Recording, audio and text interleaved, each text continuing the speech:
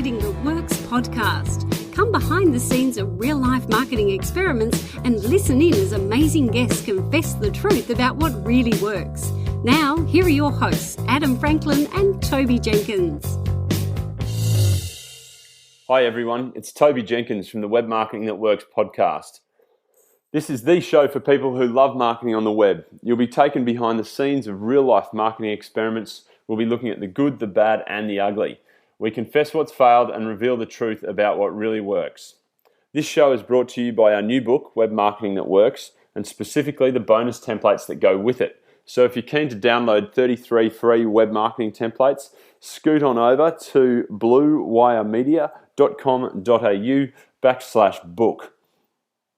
And you can grab them there. The guest for today's show I'm really excited to introduce is Lachlan Harris. He was the former press secretary for the former Prime Minister, Kevin Rudd. He's started numbers of businesses, Budgie Smugglers being one, the other, and his current business is One Big Switch, which we'll dive into in a lot of detail. But one of the things that Lachie has really found in his career is that media, creating news and creating reportable news has been one of the things that he's really gravitated towards. So we dive into a lot of detail around that. And it's really exciting because I think this is such a great opportunity for people who are looking at building their audiences. So thank you very much to Lachie, and let's get on with the show. So it's my great pleasure to have on the show today a jack of all trades and mate, Lachlan Harris.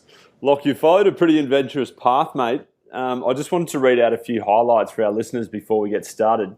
You've been a journalist and legal correspondent for Australian Indigenous Affairs. You're one of the founding members of the online activist group getup.org.au. You're press secretary to then Prime Minister Kevin Rudd, no small achievement. And over that time, you've also founded numbers of businesses, Budgie Smugglers, Bondi Belts, and now your latest one, One Big Switch. Is there anything I've missed there, mate? Oh, there's plenty of things that didn't work that you missed, but I'm glad they're not on the list, mate. Oh, that's good. Well, we'll keep to the ones that have for the time being, although it's always interesting hearing about people's graveyards as well, I think, in terms of the stuff that didn't make it. But, mate, that's an incredible record. That's one. So thank you. Really appreciate you taking the time to join us on the show today. Very happy to be here. Thanks, Loch. So, mate, just a quick question. Like, what's a day in the life of Lachlan Harris look like at the moment? Yeah, look, my real focus at the moment is my primary business, which is One Big Switch, and it's a media business basically. We work with media partners to run really large format campaigns, consumer campaigns. So we did the big electricity switch in 2012, the big health insurance switch in 2013. We've worked on home and content insurance. We're actually just about to launch a big petrol switch, believe it or not, in mid 2014. So that's my major focus. We have offices in Sydney and Dublin and London now. So it's been a pretty rapid rise, and I'm definitely really enjoying working on that and trying to make that a success, over the next couple of years. Yeah, that's awesome, mate. And so how does that compare to, I guess, your days in politics? I'm really keen. We'll jump into One Big Switch in a bit more detail shortly. But how's it compare to running around with the Prime Minister of Australia and running budgie smuggler campaigns? The basics of my career really haven't changed. I mean, it sounds like there's a lot of variety in there, but really I've always focused on media businesses that really create content for the media, basically.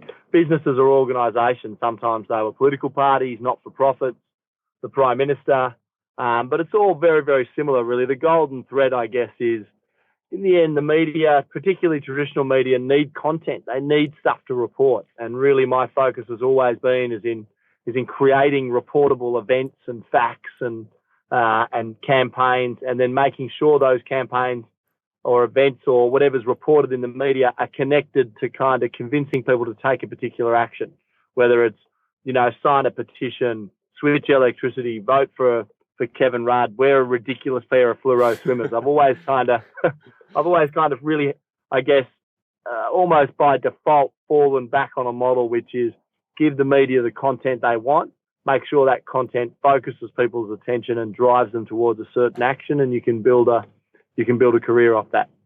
Yeah, mate, that's a really interesting point, and I'm keen to go into quite a bit of detail on that with you in terms of how you've done that. But I mean, where did you sort of feel, how did you fall into that? As if that's your golden thread, then how did you sort of find yourself in that vein, and what's Look, the I think, piece that mate, really interests you the most?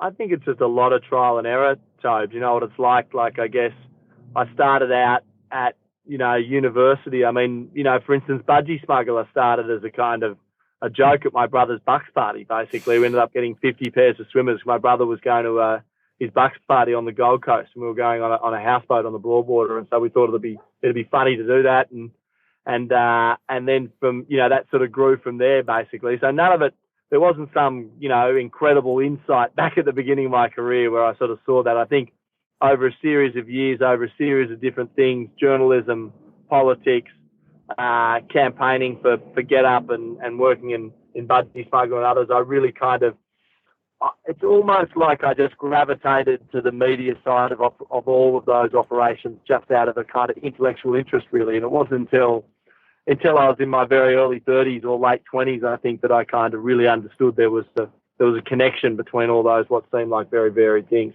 Yeah, for sure. And I mean, is there a particular part of it? Like, is there a particular piece of, that media side and getting, whether it's smuggler, as you say, budgie smugglers? You still there, mate? Yep. Yeah. Look, definitely I'd say that I think understanding what the media need and want to report, and so understanding their needs. In the end, they're businesses themselves or they're organisations that have outputs. And if you can understand what those outputs are and how they need to fill those outputs, I think you can really have a natural advantage in terms of getting into the media. And then you've got to connect that with a kind of absolute determination to make sure every single thing you put in the media has a call to action. Ask someone to do something and gives them something in return for that action. And so really when you connect those two dots, I think there's lots and lots of opportunities out there in the media, and all the sort of the stuff you read about structural change in the media and the decline of the traditional advertising-based or subscription-based business model actually means there's more opportunity in the media now than there ever has been before. Yeah, well, let's jump into that then, Locke, because I'm, one thing I remember that really resonated for me when we were talking about One Big Switch was that idea that you said, it's not a tech company, we're not a power company, we're a media company. But how have you been able to craft story? Like, how did you get the content started for a brand new business? Yeah, I think you've got to start if you want to go down the path. I mean, look, there's great technology companies out there and there's great product-based companies, and in many ways, I often look at those businesses with a bit of envy, because they create a real product. And so, if you're in the product-making business, then your most important thing is to create a really good product. Like the Atlassian guys have had great success, not because they have an incredible media strategy, but because they've created a really good product. Like Jira is a really good product and people want to use it. But if you're a media company, if you think you want to start with the kind of the publicity, then you've got to kind of flip the whole process around and think, what is the content that the cycle needs first? And then how do I build a business model off the back of that content, not the other way around? And so we kind of start with, what will the media report? What does the media want to report? Is it cost of living? Is it petrol? Is it electricity prices? Okay, so there's the content they want, the subject matter they want. Then how do we kind of build a process that allows us to turn one story into 10? And that's where we bring in campaigning and the element of group switching and all that sort of stuff. Yep. And then how do we align the interests of both the media company and the provider who's going to sell the electricity or the health insurance or the car insurance and our members in a way that they all benefit? And that's where we use the big discounts and the content sharing deals and that sort of stuff. So if you really, unfortunately there is no kind of secret sauce to take normal product and service companies and generate a ton of media off them. You know what I mean? Unless there's rare occasions where there is. I'd say John Simons was one of those people who managed to do that, and that's because, he undercut the mortgage market by such a huge amount that his product sat in the free media cycle for years, basically. It was an incredibly successful thing. But for the vast majority of products, really what you got to do is say, okay, either I'm going to focus on my product or my service and accept that means I won't kind of necessarily have a ginormous amount of time sitting in the cycle, or you can sort of say the opposite and say, no, I'm going to look at the media cycle. I'm going to look for an opportunity. I'm going to design a business model that fits into the opportunity in the cycle, not the other way around. And so, it's not, there's no kind of free lunch in the media. It's not just, if you know the right people, they'll give you a run, and it doesn't work like that, unfortunately. You've got to know what they need and give them what they need and want, and then they will run it. So, mate, you're talking about this media cycle. Can you explain a bit more detail around that for the listeners? Yeah, I guess, look, the way the media cycle works is, in the end, print and television, radio, particularly news and current affairs content, is all connected to each. It's all interconnected, basically, and that's because what's in the paper in the morning influences what gets onto morning radio, and that influences what makes it onto TV that night.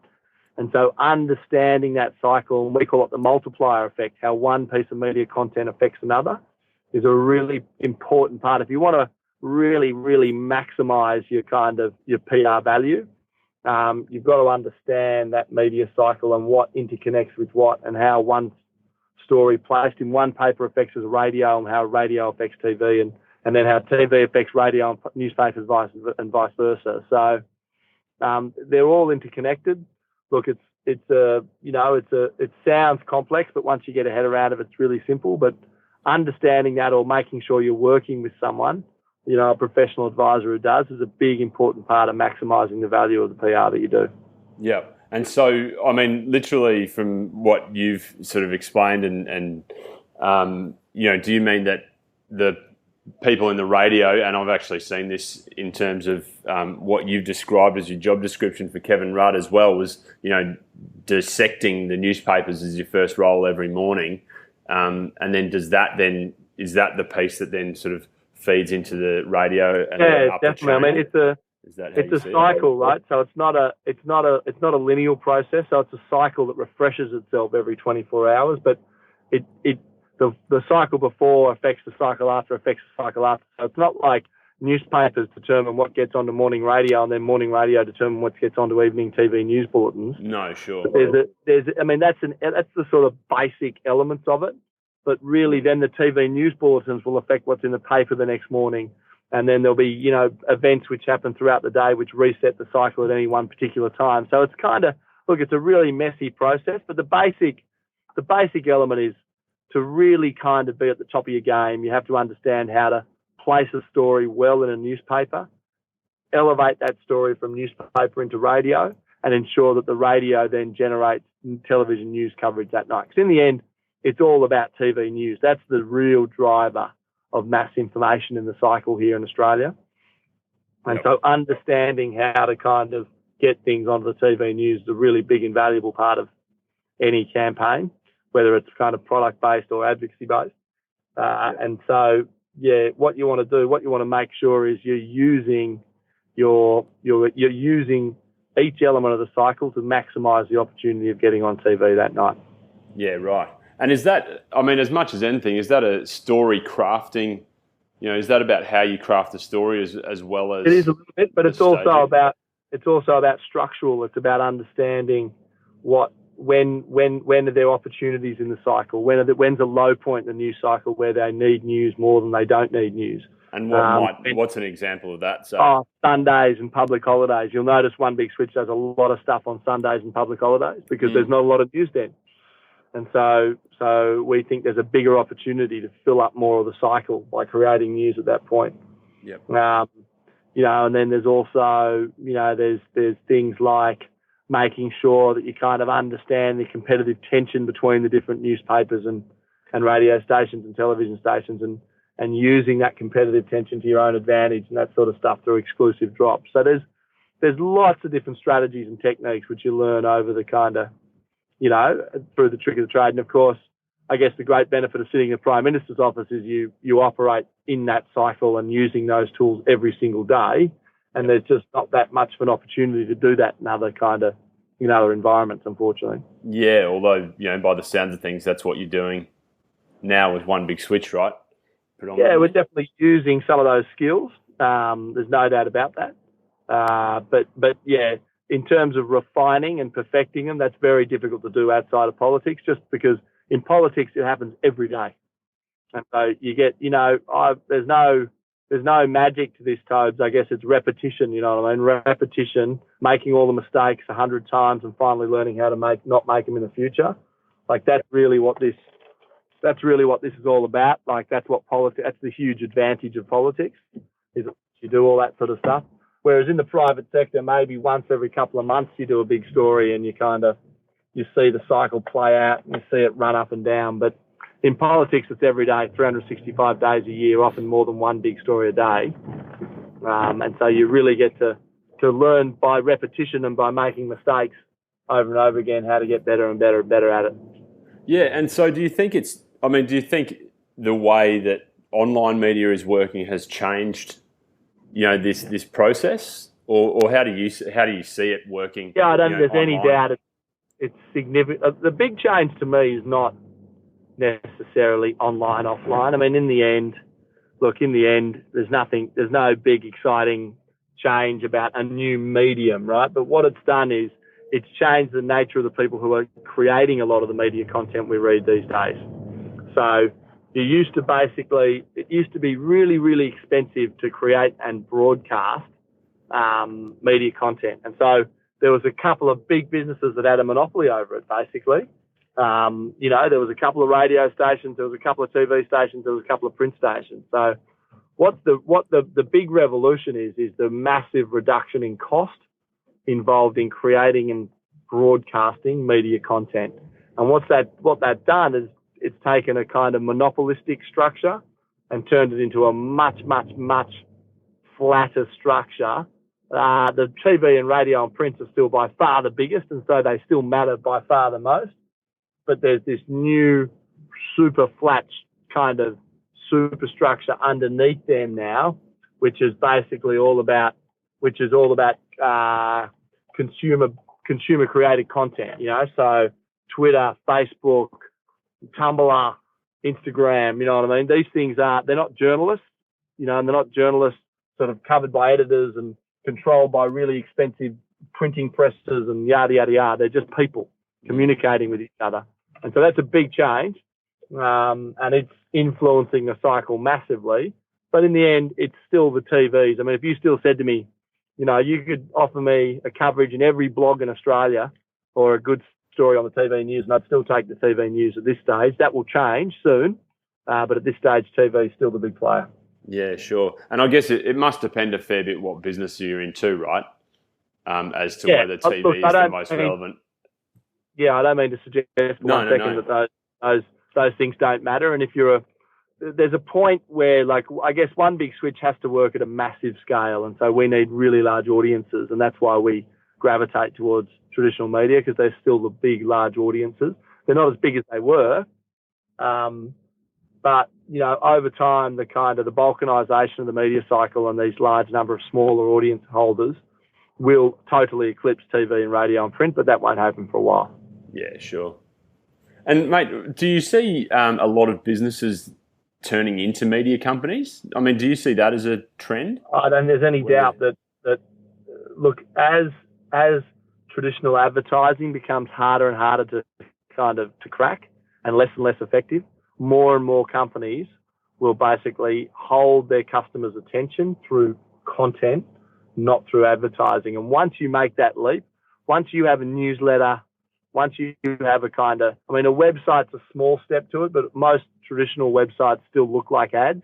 But that's changing now pretty rapidly. But once you're trying to communicate to people through content, not through advertising, you are in part a media company. There's no doubt about that. Whether you're a plumbing company, a software company, an SEO agency, a cleaning company, if you are communicating through content, then part of your business is a media company. And not every company is going to be a media company, but the vast majority of companies are going to have part of their operation, which if it was hived off, would absolutely be a media company. And so understanding how it works, and I don't mean that they're going to be in other people's media, I mean they're going to broadcast their own content to their audience in order to monetize that audience. And that's exactly what media companies have been doing for the last, 500 years. Yeah. Just that now you're going to connect it directly with the product. Yep. With the product provider. Yeah, as opposed to being the middleman. Yep. Yeah. And so, mate, I'm conscious of your time, Loch, but who do you follow in terms of, or, who do you learn from in terms of people, books, blogs, what sort of services do you keep an eye on in terms of, improving your own skills in this area? Or that you think are doing really well as well, doing it really well? I follow really closely what's going on in the US and the UK in terms of campaigning stuff. And that's because in my area, in my kind of niche, which is campaign-based, content, really the leaders of the pack still are the big political advocacy organisations in the US and the UK. Yeah. So that's kind of like Move On, 38 Degrees, Change.org, those sort of things. So I follow them really closely. In terms of media kind of experts, I read the New York Times media section every day, basically, and I follow that really, really closely. And that's because the US media market is pretty competitive and it's hyper complex, and they're slightly further down the road than us in terms of the integration between digital and print and TV and radio. And so I think it's kind of, if you're in this area, really keeping abreast of what's going on in the US. There's a guy called David Carr, who's the media commentator for media columnist for the New York Times, who's really important and influential. Yep. And then I keep abreast of the media section in The Guardian's also very strong. And so they're the two, and the Financial Times would probably be the final one in terms of those three papers. And through them, they'll keep abreast of kind of, this is a big development that's happening in Asia or the UK, and I'll follow that up online with my own investigations. But those media sections are really, funnily enough, of those traditional papers are still the driving force in my kind of broader research. And then, mate, I think with like a lot of media people, I would be on smh.com, news.com, New York Times, every single day, 20, 30, 40 times a day. I'm in the news cycle. That's my business. And so I follow it really closely and always have and always will. And that's about consuming news. I I got home last night and flicked through the Weekend FT on my iPad. Like, you've got to be abreast of the cycle, basically. And that's how I do it. And then I kind of do research off that. I also obviously use Twitter a lot and really follow anyone who I think is who is sort of, doing something interesting in the media. I'll make sure I follow, and I'll keep an eye on their tweets. And I think it's important that you're kind of part of that process and exchange views on the media and what's happening and all that sort of stuff. Yeah, cool, mate. No, that's really interesting to hear. Thanks, Loch. And finally, mate, sort of what's up next for you guys, for you and One Big Switch? So obviously, look, we're about to launch a petrol campaign here in Australia. And then really my focus for the next couple of months is international expansion. So, we're going to launch another campaign in Ireland, and we're also looking to sort of really grow our operation in the UK and Asia as well. So there's a lot on the plate, but, we'll sort of keep our head down and just keep working hard, and some of them will work and some of them won't, mate, what it's like. And so there'll be sort of 2 steps forward, 1 step back, basically. And hopefully by the end of this calendar year, we'll have good operations I'd like to sort of have profitable operations in Australia, the UK, or Australia, Europe and Asia, basically, is really the plan by the end of the year. Right. Awesome. Oh, well, mate, all the best for that. Thanks, and mate. Might have to get you back on to have a bit of a chat to see how progress is going a bit later on in the year then. Mate, always happy to have a chat. Yeah, thanks a lot, Loch. Cheers, mate. Thanks, Toby. Ciao.